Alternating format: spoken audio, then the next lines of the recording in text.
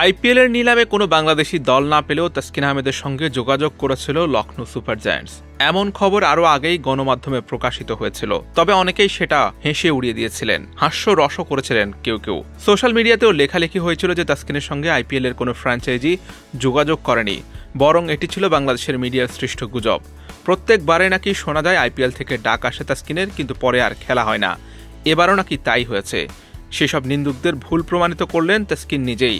IPL এর প্রস্তাব পাওয়া নিয়ে মুখ খুলেছেন তাসকিন। তিনি জানিয়েছেন লখনৌ সুপার জায়ান্টস থেকে তার সঙ্গে যোগাযোগ করা হয়েছিল, তবে তাসকিনকে সরাসরি খেলার প্রস্তাব দেয়নি দলটি। তাদের স্কোয়াডের একাধিক পেসার চোটে পড়েছেন, তাই সেই পেসারদের পাওয়া নিয়ে শঙ্কা তৈরি হয়েছে। যদি শেষ পর্যন্ত ব্যাকআপ পেসার প্রয়োজন হয় তাহলে তাসকিনকে দলে ভেড়াতে পারে এই ফ্র্যাঞ্চাইজি।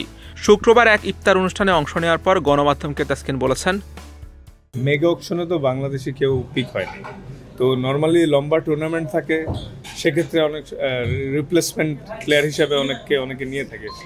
তো এমনই লখনৌ যোগাযোগ করেছিল যে অ্যাভেলেবিলিটির অবস্থাটা কি, যদি তাদের রিপ্লেসমেন্ট প্রয়োজন হয় তারা হয়তো চিন্তাভাবনা করছিল, তাই যোগাযোগ করছিল।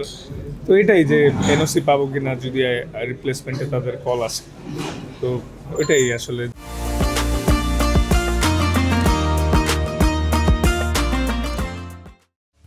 এর আগেও একাধিকবার আইপিএল ফ্র্যাঞ্চাইজির পক্ষ থেকে তাসকিনের সঙ্গে যোগাযোগ করা হলেও তাকে এনওসি দেয়নি বাংলাদেশ ক্রিকেট বোর্ড বিসিবি। তবে এবার যদি সেই সুযোগ আসে তাহলে বিসিবি থেকে এনওসি পেতে সমস্যা হবে না বলে মনে করেন তাসকিন। এ প্রসঙ্গে 29 বছর বয়সী এই পেসার বলেন, এটাই ওদের টিমের যদি রিপ্লেসমেন্ট প্রয়োজন হয়, ফার্স্ট অফ অল ওদের তো নিজেদের প্রয়োজন হইতে হবে। যদি প্রয়োজন হয় তখন আল্লাহর রহমতে যদি ফিট থাকি সেক্ষেত্রে এনওসি যাওয়ার বিষয় না। আর এনওসি কথা হয়েছে বোর্ডের সাথে, যদি আমরা কেউ পিক হই সেক্ষেত্রে এই বছরে এনওসিতে প্রবলেম হওয়ার কথা না, যতটুকু কথা হয়েছে। চেন্নাই সুপার কিংসের হয়ে গত বছর আইপিএল খেলেছেন মুস্তাফিজুর রহমান, কিন্তু টুর্নামেন্টের মাঝ পথে বাংলাদেশের এই বাঁহাতি পেসার দেশে ফিরেন জিম্বাবুয়ের বিপক্ষে সিরিজ খেলার জন্য।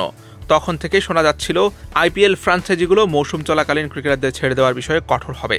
সে কারণেই হয়তো ফ্র্যাঞ্চাইজিগুলো মেগা নিলামে বাংলাদেশি ক্রিকেটার নেয়নি। আইপিএলে খেলার ব্যাপারে এবার নমনীয় ভাব বিসিবির। যদি টুর্নামেন্টের মাঝ পথে ডাক পান তাহলে প্রথমবারের মতো আইপিএল খেলার সুযোগ পেতে পারেন Taskin. Hussain Arman, BD crick time.